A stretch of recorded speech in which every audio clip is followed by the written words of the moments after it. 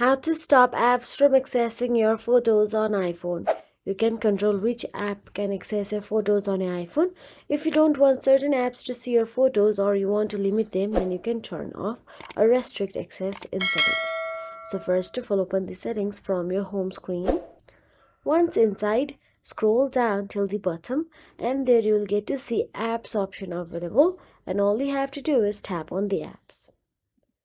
Now inside the app, scroll down and tap on the app you want to manage photo access off. Now once you tap on it, you will get to see photos. Now tap on the photos. Inside photos, you can see none, selected photos, all photos option available there. Simply the none means the app cannot access any of your photos. Selected photos means you can pick some of specific photos, and all photos means the app can access your entire photo library. Now choose one according to your preferences. Now once you choose it, you will have to repeat the same process to other app for which you want to limit the access of.